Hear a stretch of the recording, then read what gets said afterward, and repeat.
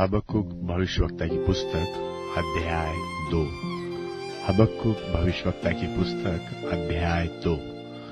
मैं अपने पहरे पर खड़ा रहूंगा और गुम्मट पर चढ़कर ठहरा रहूंगा और ताकता रहूंगा कि देखो कि मुझसे वह क्या कहेगा और मैं अपने दिए हुए उल्हाने के विषय क्या उत्तर दूं।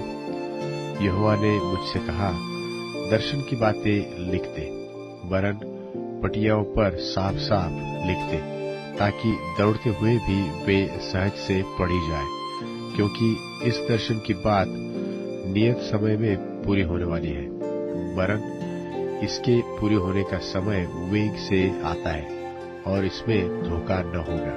चाहे इसमें विलंब हो तो भी उसकी बाट जोहते रहना, क्योंकि वह निश्चय पूरी होगी और इसमें देर न होगी।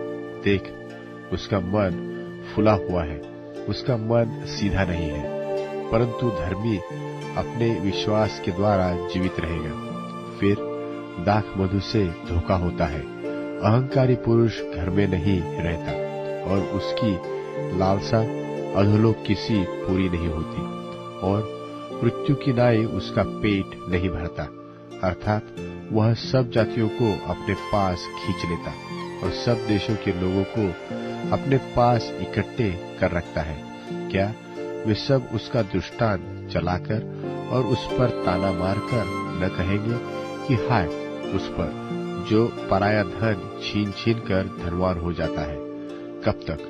हाय उस पर जो अपना घर बंधक की वस्तुओं से भर लेता है। क्या वे लोग अचानक न उठेंगे जो तुझसे ब्याज लेंगे, और क्या वे न जागेंगे जो तुझको संकट में डालेंगे? और क्या तू उनसे लूटा न जाएगा?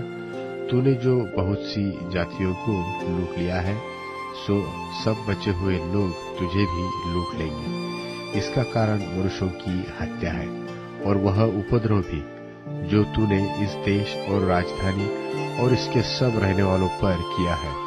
हाय उस पर जो अपने घर के लिए अन्याय से लाभ का लोभी है, ताकि वह अपना घोंसला ऊंचे स्थान में बनाकर विपत्ति से बचे।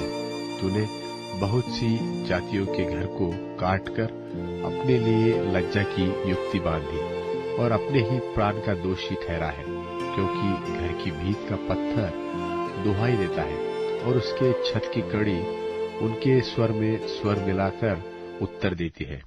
हाय उस पर जो हत्या करके नगर को बनाता और कुटिलता करके गढ़ को दृढ़ करता है। देखो, क्या यह सेनाओं के यहोवा की ओर से नहीं होता कि देश देश के लोग परिश्रम तो करते हैं, परंतु वह आग का कौर होते हैं, और राज्य राज्य के लोगों का परिश्रम व्यर्थ ही ठहरेगा, क्योंकि पृथ्वी यहोवा की महिमा के ज्ञान से ऐसी भर जाएगी जैसे समुद्र जल से भर जाता है। हाय उस पर जो अपने पड़ोसी को मदिरा पिलाता और उसमें विष मिलाकर उसको मतवाला कर देता है कि वह उसको नंगा देखे। तू महिमा की संति अपमान ही से भर गया है। तू भी पी और अपने को खतनाहीन प्रकट कर। जो कटोरा यहोवा के दाहिने हाथ में रहता है, सो घूमकर तेरी ओर भी जाएगा, और तेरा विभव तेरी छाट से अशुद्ध हो जाएगा, क्योंकि लबानोन में तेरा किया हुआ उपद्रव और वहां के पशुओं पर तेरा किया हुआ उत्पात, जिससे वे भयभीत हो गए थे, तुझ पर आ पड़ेंगे। यह मनुष्यों की हत्या और उस उपद्रव के कारण होगा जो इस देश और राजधानी और उसके सब रहने वालों पर किया गया है। खुदी हुई मूरत में क्या लाभ देखकर बनाने वाले ने उसे खोदा है? फिर तू झूठ सिखाने वाली और ढली हुई मूरत में क्या लाभ देखकर ढालने वाले ने उस पर इतना भरोसा रखा है कि न बोलने वाली और निकम्मी मूरत बनाए? हाय उस पर जो काठ से कहता है कि जाग, व अमोल पत्थर से कि उठ, क्या वह सिखाएगा? देखो, वह सोने चांदी में मढ़ा हुआ तो है, परंतु उसमें आत्मा नहीं है। यहोवा अपने पवित्र मंदिर में है। समस्त पृथ्वी उसके सामने शांत रहे।